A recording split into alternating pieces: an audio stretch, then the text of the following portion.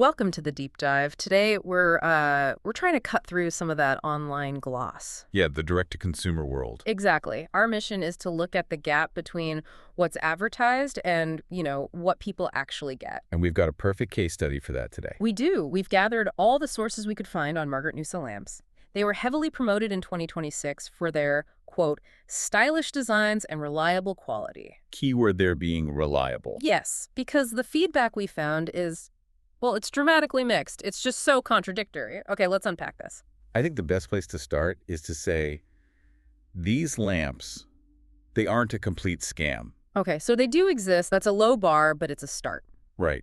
And for some buyers, the product that arrives is actually great. The sources are pretty clear on this. What are they saying specifically? They describe the frames as feeling genuinely solid. The bulbs work right out of the box, and the finishes, the colors, the textures, they actually match the product photos. So when it works well. The design promise is met. Exactly. The aesthetic is there.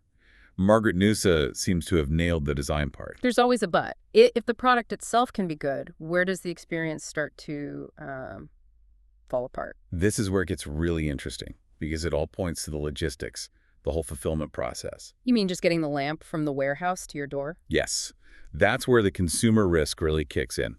We're seeing source after source mention chronic, slow shipping. And a total lack of tracking updates? It just vanishes into a black hole. And if you try to ask about it, poor communication from customer service is a common theme. It's like shouting into the void. If we connect this to the bigger picture, why does that happen? It seems like such a basic thing to get right. Well, it points to a classic D2C trade-off.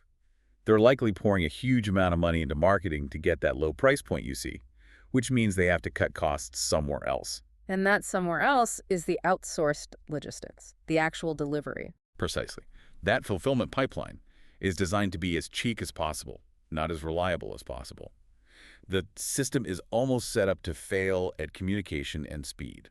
That's a huge disconnect. They're selling a premium-looking product, but the service is bargain basement. And that cost-cutting doesn't just stop at shipping.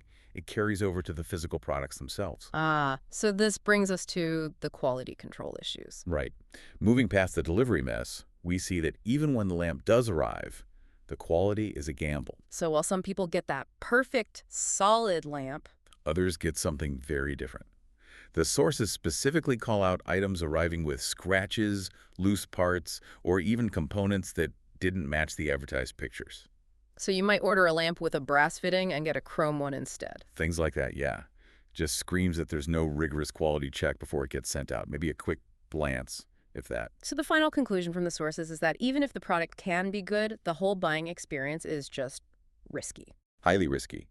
You're dealing with unresponsive support and this massive variability in quality. So what's the ultimate takeaway here for anyone trying to navigate this space? I think the sources suggest you have to approach a store like this with real caution. Understand the trade-off you're making. You get the cool design at a good price, but you're also buying a lottery ticket on delivery and quality. Exactly. The advice is to be proactive. Track your order relentlessly.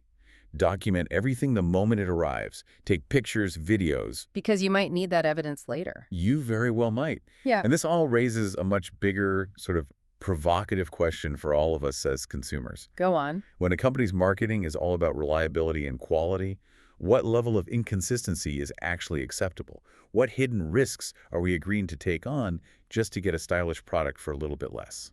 That's a powerful thought to chew on, something to keep in mind.